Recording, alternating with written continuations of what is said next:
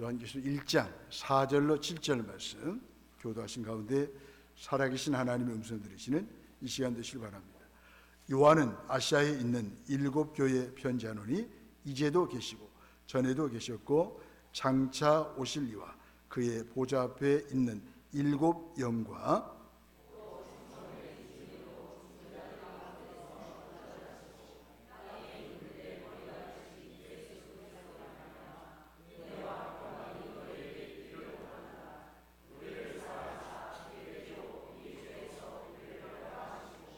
함께 보시겠습니다. 그의 아버지 하나님을 위하여 우리를 나라와 제사장으로 삼으신 그에게 영광과 능력이 세세토록 있기를 원하노라. 아멘.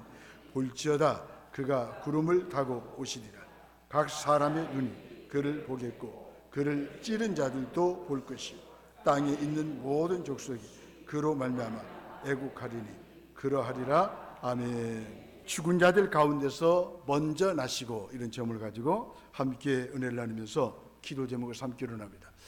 포스트 모던 시대는 우리가 그동안 신뢰하던 절대적인 기준을 잃어버리게 하죠. 진리의 기초인 주님의 음성을 듣지 못하게 하죠. 세상의 허망한 소리를 듣게 하죠. 그 소리를 들은 현대인은 그 어느 때보다도 허무합니다. 허무는 삶의 의미가 없는 것을 말하죠.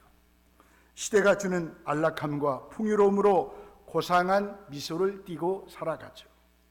하지만 내면은 허무와 권태에 휘청거리고 있어요.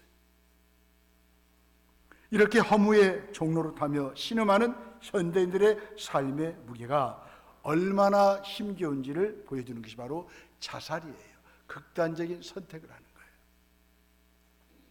현실을 운명으로 받아들이는 절망감의 종이 되어 미래에 대한 가능성을 단절합니다. 절망감의 노예가 되어 삶의 의지를 꺾어버립니다. 이러한 가슴 아픈 세상 속에 사는 나에게 필요한 것은 무엇일까요? 사그라지는 소망의 불씨를 살리는 일입니다. 인간의 삶은 소망이 존재하지 않는 한 지탱할 수가 없어서요, 버틸 수가 없어요. 성경이 말하는 믿음은 바로 소망이라고 하는 단어로 정의할 수 있습니다. 믿음이 있군, 바로 소망이 있다는 뜻이죠. 소망 있는 사람은 믿음으로 살아갑니다. 어둠의 환경이지만 소망이신 주님 때문에 마음이 불타오른 사람들을 성경은 기록하고 있습니다.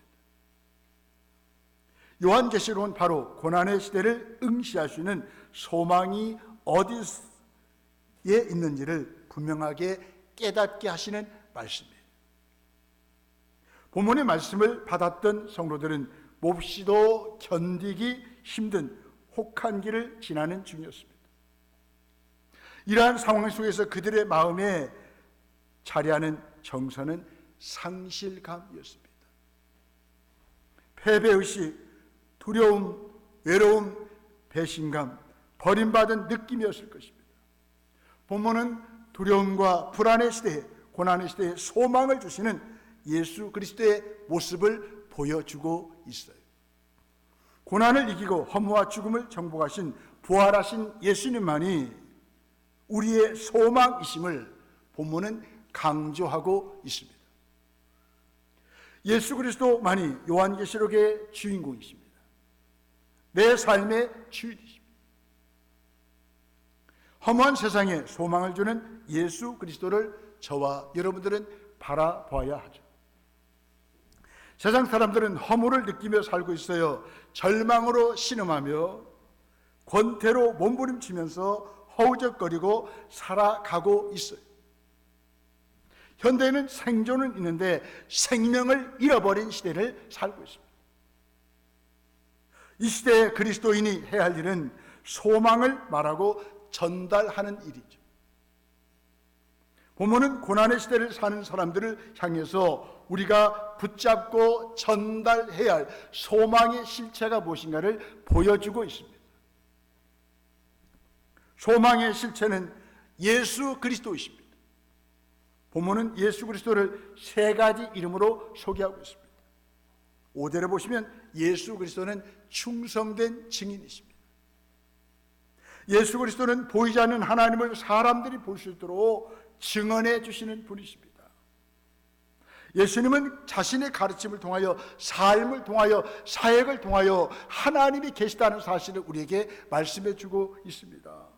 그렇지만 요한복음 3장 11절에 보니까 예수님이 이렇게 하나님에 대해서 증언했음에도 불구하고 많은 사람들이 예수를 믿지 않는 거예요. 증거를 받아들이지 않는 거예요.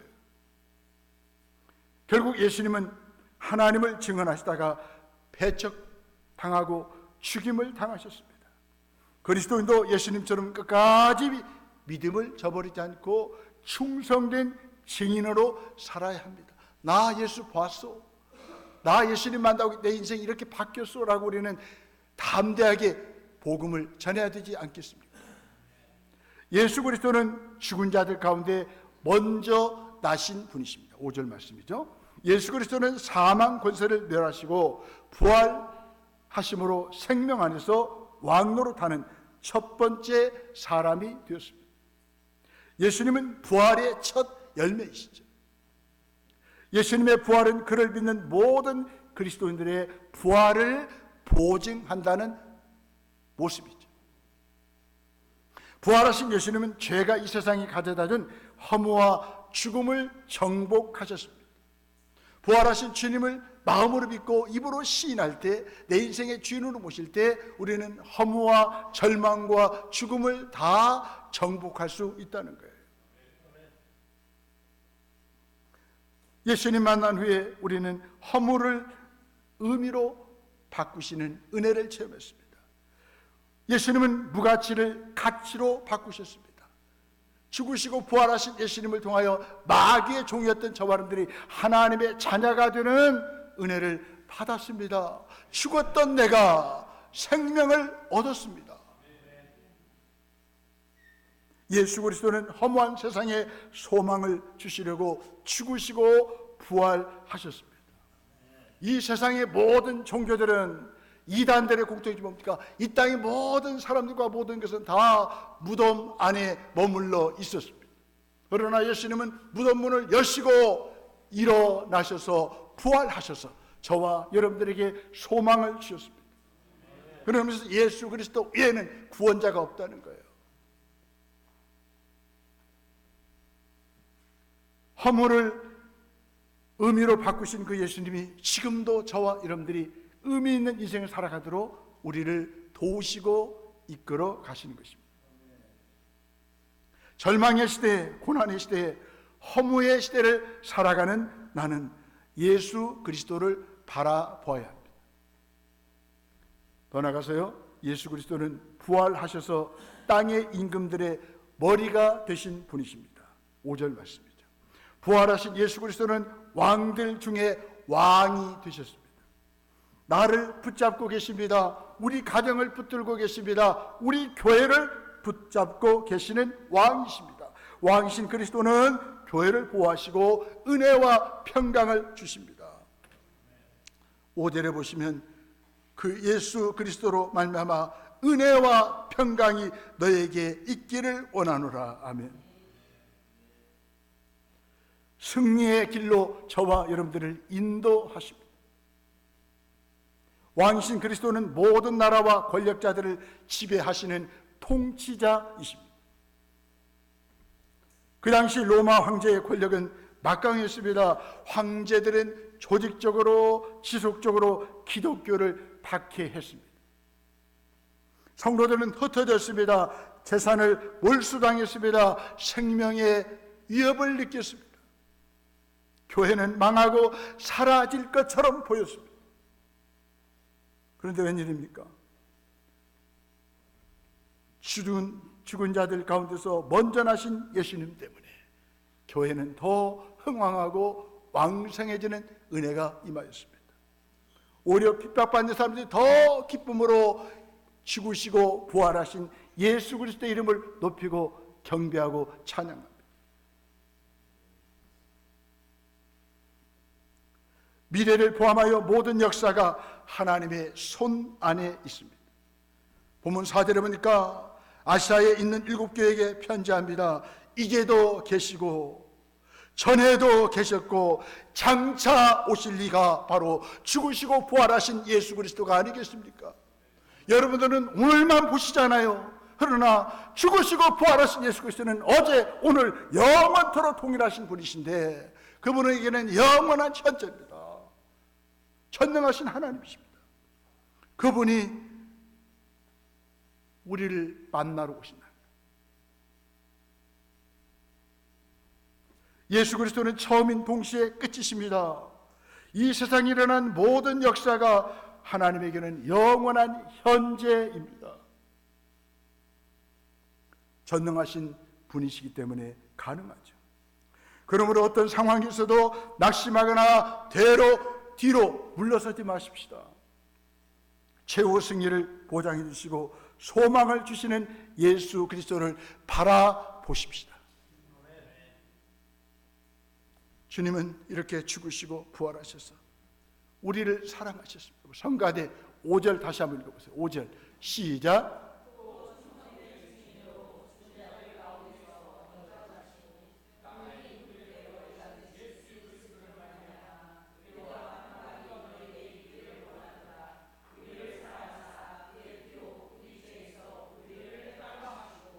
아멘. 죽으시고 부활하신 예수 그리스도가 저와 여러분들을 사랑하셨습니다. 이 사랑한다라고 하는 말은 현재 분사형이에요. 지금도 계속해서 사랑하신다는 거예요. 예수님은 고난받는 형제들을 변함없이 사랑하십니다. 그렇다면 저와 여러분들도 계속 주님을 사랑해야 되지 않겠습니까? 삶의 의미를 모르는 허무의 종이 된 사람들도 사랑하십니다. 예수 그리스도는 나를 위해 죽으시고 부활하심으로 나를 사랑하십니다. 그분의 피로 내 죄에서 나를 해방하셨습니다. 하나님의 자녀가 되는 권세를 주셨습니다. 죄의 세력을 이기고 하나님의 자녀로 살아갈 수 있는 능력을 주셨습니다. 그의 피로 나를 죄에서 해방시키셨기 때문입니다. 5절에 보니까 우리 죄에서 우리를 해방하시고, 여러분 해방 신학이 있어요. 잘못된 신학. 그건 인위적인 사람들이 해방하는 거 아니에요. 어떤 구조를 바꿔서 해방하는 거 아니에요. 성경적인 해방은 뭡니까? 그리스도 예수의 피로 자유케 하는 것입니다. 아멘.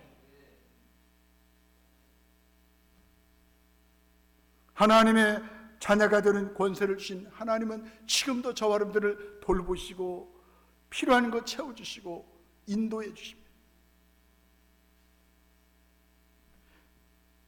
예수님은 나를 또 6절에 보니까 나라와 제사장으로 삼으시기까지 사랑하신 분이십니다. 내가 누굽니까? 나라의 나라. 나라는 하나님의 통치가 이루어지는 곳을 가리킵니다. 내가 하나님의 나라예요. 더 나아가서요, 제사장으로 삼으셨습니다. 제사장은 백성들을 대표해서 하나님께 나아가 제사를 드리는 중보자입니다. 나는 나라요 제사장으로 하나님 앞에 사랑을 받은 존재입니다. 우리를 하나님께서 왕노릇하는 신분으로 바꿔주셨습니다. 요한계시록 5장 10절에 말씀합니다. 저희로 우리 하나님 앞에서 나라와 제사장을 삼으셨으니 저희가 땅에서 왕노릇하리로다 하더라. 나를 사랑하신 예수 그리스도를 사랑할 때 허물을 극복합니다. 피가 나지 않아요. 절망하지 않아요. 나를 사랑하신 주님이 나를 보호하시고 승리의 길로 인도하십니다. 예수 그리스도를 믿고 사랑하는 자에게는 고난은 있어도 절망이 없어요. 허무한 세상에서 삶의 의미를 발견하고 존귀하게 살아갑니다. 예수 그리스도를 사랑하는 사람은 교회를 사랑합니다. 눈에 보이는 교회는 눈에 보이지 않는 주님의 몸이기 때문입니다. 내가 교회를 아끼고 사랑하고 정성을 다해 섬길 때 내 삶에 결코 허무는 없습니다. 여러분, 교회를 사랑하고 교회를 통해서 주님을 사랑해 보십시오. 교회 안에 있는 우리 지체들을 사랑해 보십시오. 무슨 허무할 시간이 있겠습니까? 무슨 불안할 시간이 있겠습니까? 무슨 공황장애에 빠질 시간이 어디 있겠습니까? 맨날 삶이 나 중심이니까 그런 불안과 두려움에 빠지게 되는 거예요. 우울증에 빠지게 되는 거예요.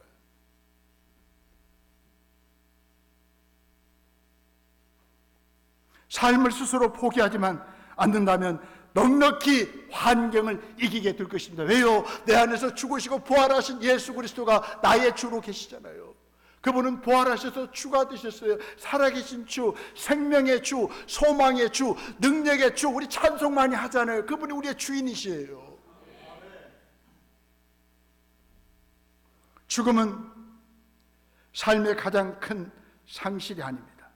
가장 큰 상실은 살아있는 동안 내 안에서 어떤 것이 죽어버린 것입니다. 주님을 향한 비전이 죽어버린 것이 그게 진짜 죽음이에요. 열정 죽어버린 것이 그 죽은 거예요. 이번 부활주의를 맞이해서 부활하신 주님과 함께 그 죽었던 열정이 다시 회복돼야 되지 않겠습니까? 주님을 사랑하는 열정이 식어지면 어떻게 되겠습니까? 살아나야 되지 않겠습니까? 신앙은 환경의 문제가 아니라 관점의 문제입니다. 어떻게 볼 것인가? 부활하신 주님의 눈으로 바라보면 달라질 거예요. 사도 요한과 1세기 성도들이 만난 환경으로 말한다면 그들은 불쌍한 자들이었습니다. 허무한 자들이었습니다.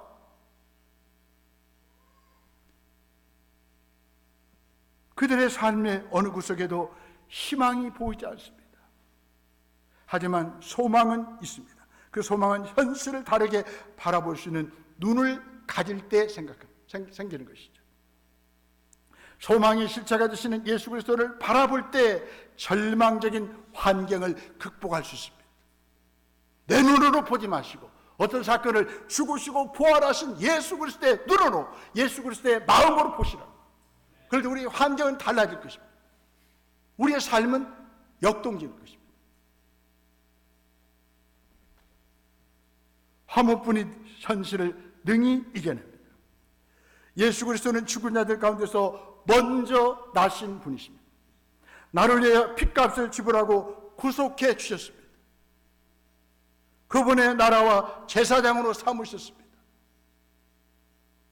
사랑받은 존재로 삼아 주셨습니다. 주님을 사랑하며 귀히 여기는 나를 어떤 환경 속에서도 버리지 않으셔요. 이 주님을 내가 사랑하면 할수록 내 안에서 활력과 환희가 넘쳐납니다.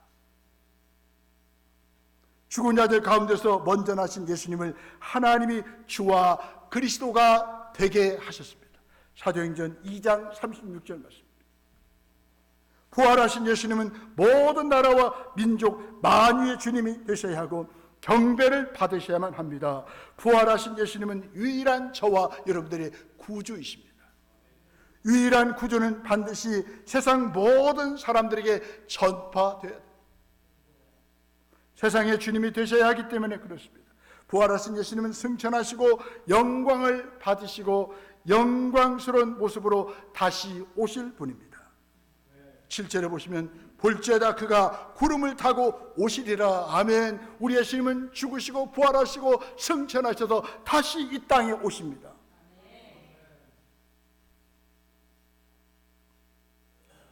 그렇다면 부활의 전령으로 살아가십시다. 1세기를 살았던 그리스도인들은 박해를 온몸으로 받고 세상에서 불이익을 당하면서도 복음을 전했습니다. 죽으시고 부활하신 다시 오실 영광스러운 예수 그리스도를 그가 전했다는 거예요. 초대교회 성도들이 복음을 전하는 것을 기쁨으로 여겼다는 것입니다. 사도행전 5장 42절에 보니 그들이 날마다 성전에 있든지 집에 있든지 예수는 그리스도라 가르치고 전도하기를 그치지 아니하니라. 오늘 나는 우리 교회는 예수는 그리스도라 가르치고 전도하기를 쉬지 않고 있습니까? 여러분, 우리 교회에서 무슨 그 전도 프로그램 안 해도 여러분들이 삶의 현장에서 전도하십시오. 부활하신 주님을 사랑하고 이웃 영혼들을 사랑하기 때문에 우리가 부활하신 주님을 전해야 됩니다. 부활하신 주님을 계속 사랑하십시다. 부활하신 주님께 감사를 드리십시다. 죄사함을 받으며 의롭다함을 위하여 살아나셨으니 주님께 감사드립니다. 허무한 세상에 소망을 주셨으니 주님께 감사드립니다. 우리를 거듭나게 하사 산 소망이 있게 하시니 주님께 감사드립니다.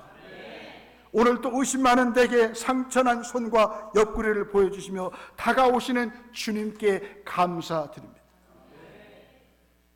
슬픔으로 앞이 보이지 않는 마리아와 여인들을 다시 무덤까지 찾아가시는 주님께 감사드립니다. 주님을 실망시킨 베드로들을 찾아오셔서 우리가 주님을 몇 번이나 부인했는지 묻지 않으시고 얼마나 사랑하느냐라고 물으시는 주님께 감사드립니다. 제가 오늘 일부 예배 때 설교 안 했습니다. 2부 오신 여러분들 너무 사랑하는 거 봐, 목사가.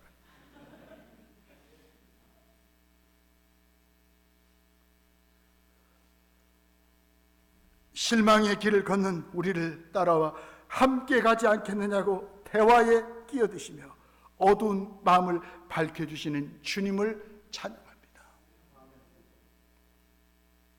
주님은 부활신앙으로 살아오고 살아가는 성도들에게 갚아주셔요.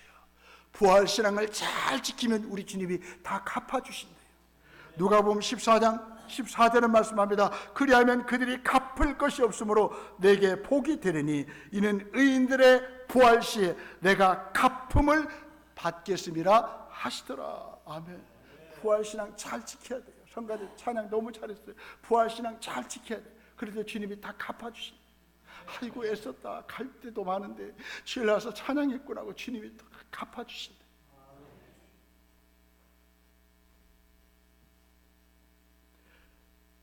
로만 카이슬러와 프랭크 투렉이라는 사람이 공저로 쓴 책이 있습니다. 진리의 기독교라는 책이 있습니다. 이 기독교에서 진리의 기독교라는 책에서 이런 말을 합니다. 예수님의 부활에 대한 결론을 이렇게 내리고 있어요. 우리가 무신론자가 되기엔 너무 많은 부활의 증거를 갖고 있습니다. 죽은 자들 가운데서 먼저 나신 예수 그리스도를 나의 주님과 구세주로 믿읍시다. 부활하신 주님을 사랑하십시다. 그분을 경배하십시다. 언제까지요? 주님 오시는 그날까지. 그분께 감사드립시다. 쉬지 말고 그분을 모든 사람들에게 전파하시는 저와 여러분들이 되시기를 소원합니다. 아멘.